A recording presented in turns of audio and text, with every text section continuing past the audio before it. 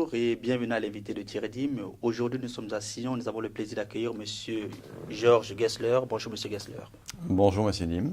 Vous êtes le directeur de Accor Consulting, qui est une entreprise créée depuis 2004. Nous sommes aujourd'hui dans un contexte assez particulier entre les rachats, les délocalisations, le contexte économique qui est assez rude. On se rend compte que quelque part, les collaborateurs ne se retrouvent plus. D'un côté, on a ces collaborateurs qui se disent qu'advienne-t-il à mon emploi? Et de l'autre côté, on a également peut-être le chef d'entreprise qui se dit face à tous ces changements, comment est-ce que je vais pouvoir opérer avec mes équipes pour qu'elles restent toujours performantes? Est-ce que ces craintes, premièrement, sont justifiées de part et d'autre? Oui, effectivement, nous vivons dans un monde en mutation. C'est un monde qui vit une systémique, un changement, des changements perpétuels. Et nous, en tant qu'êtres humains, aussi paradoxal que cela puisse paraître, nous n'aimons pas le changement. Donc oui, ces craintes sont tout à fait naturelles. Elles se font à tous les niveaux, parce qu'à tous les niveaux, que vous soyez patron d'entreprise, dirigeant d'un grand groupe ou collaborateur, eh bien, vous êtes toujours un être humain. Donc vous êtes confronté à cette peur qui finalement est en nous. Alors, focalisons-nous peut-être au niveau des peurs du chef d'entreprise, parce que si on réussit à résoudre les peurs du chef d'entreprise, certainement que les peurs des collaborateurs également pourront être résolues. Est-ce que face à un grand changement, par exemple, quels sont les grands défis, par exemple, du chef d'entreprise? Le grand défi premier du chef d'entreprise, finalement, c'est d'arriver à gérer sa propre peur, sa propre crainte. Et là, l'élément essentiel, bien sûr, c'est sa capacité en tant que leader à vivre ce changement pour pouvoir conduire le changement avec ses collaborateurs de la manière la plus sereine possible. Parce qu'évidemment, si lui, il est dans un état de panique et qu'il arrive vers ses collaborateurs en disant « on va se casser la figure, venez avec moi, on va tous finir je ne sais pas où », évidemment que les collaborateurs vont avoir une peur qui est renforcée. Ils ne sont pas prêts forcément à suivre ce patron. Donc le leadership, pour moi, la capacité du chef d'entreprise à vivre ce changement reste le facteur essentiel, partant aussi du principe que l'enjeu essentiel reste la pérennité de l'entreprise. Alors, si on prend par exemple le cas soit d'une fusion, d'un rachat ou alors d'une délocalisation, on a souvent l'impression, les collaborateurs ont souvent l'impression d'être trahis, c'est-à-dire qu'on a pris des décisions derrière, dans leur dos. Et ça crée encore de nouvelles incertitudes. Est-ce que de gros problèmes face à ce type de changement, ce ne sont pas les résistances qui vont s'opérer à l'intérieur? Évidemment, lorsqu'un groupe, un conseil d'administration prend une décision de fusion, de changement, de délocalisation, ce n'est pas le collaborateur qui va prendre cette décision. Donc le collaborateur, lorsqu'il est confronté au changement, le changement à lui-même n'est pas négociable parce qu'il est décidé de manière stratégique. Le changement devient un élément extrêmement fort sur la dynamique du collaborateur dès le moment où le collaborateur comprend que ce changement intervient dans une vision.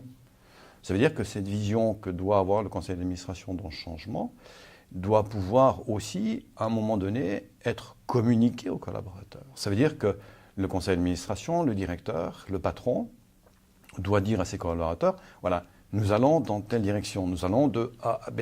Ça veut dire que nous allons ensemble, au travers de stratégies, nous allons ensemble arriver à B. Mais ça veut dire aussi que dans ce changement, je vais impliquer le collaborateur. Ça veut dire que le collaborateur n'est pas simplement un pion que je déplace sur un échiquier, mais c'est un élément essentiel, c'est un acteur du changement. Il ne doit pas être spectateur.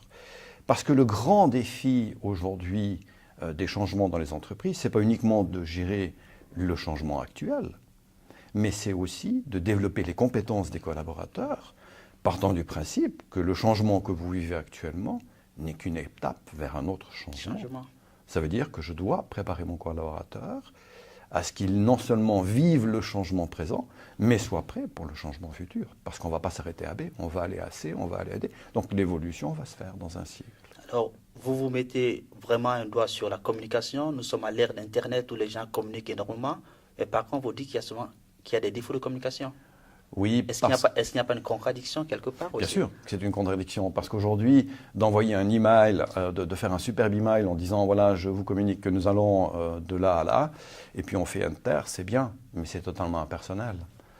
Il n'y a pas d'âme dans cette vision, dans cette notion de stratégie, ni dans le comment nous allons y aller. Et puis le collaborateur, quand il reçoit un email, c'est impersonnel, il ne se sent pas impliqué. C'est quoi la bonne solution finalement? La bonne solution, c'est... Est-ce que c'est d'aller dîner avec le collaborateur ou tous les Non, collaborateurs mais non, c'est pas de dîner. C'est tout simplement de créer des groupes projets, d'utiliser les compétences de ses collaborateurs, d'utiliser ces compétences qui souvent sont inexploitées, de les utiliser dans cette gestion du projet, dans cette gestion du changement, de leur donner des compétences, de leur donner des tâches à remplir durant ce changement, durant ces phases de changement, de les impliquer, de les laisser faire, de leur faire confiance et finalement d'amener cette source de motivation parce que le collaborateur se sent concerné, il se sent reconnu et concerné. Donc il va automatiquement s'impliquer. Selon vous, le vrai problème vient vraiment du management alors? Le problème ne vient pas du management, le problème vient de nous en tant qu'êtres humains, qui fondamentalement, comme je vous l'ai dit tout à l'heure, sommes programmés pour avoir peur du changement, pour ne pas aimer le changement. Ce n'est pas la faute du management, ce n'est pas la faute des collaborateurs, c'est la faute du contexte, c'est la faute du système, c'est la faute de l'environnement, parce que parfois aussi nous voulons aller trop vite. Nous voulons trop de changements dans trop peu de temps, et ça crée bien évidemment une instabilité. Et des changements positifs, est-ce que ça peut exister? Bien sûr. Le changement positif, c'est une chance. Nous voyons le changement de manière négative, trop souvent. Or, un changement, c'est une étape. Mais c'est une étape vers quelque chose de mieux. Quand j'accompagne des entreprises, souvent j'ai, quelques mois après, des collaborateurs qui viennent me dire « Si on avait su ça avant, si avant nous avions pu mesurer là où on allait, mais aujourd'hui c'est autre chose, c'est fantastique, c'est super. Nous aurions dû changer il y a bien longtemps. » Mais nous restons tout simplement dans une certaine approche, dans des habitudes. Nous maîtrisons ce que nous faisons. Et puis l'inconnu représente quand même une certaine crainte. Alors que finalement, l'évolution, de manière globale, si elle évolue, c'est pour un mieux. C'est pour que l'entreprise travaille mieux, que les collaborateurs soient plus à l'aise, soient plus impliqués dans le fonctionnement de l'entreprise. Ça, c'est l'idéal du changement. Et c'est que positif. Merci, M. Gessler, pour ces explications. Avec plaisir, M. Lim.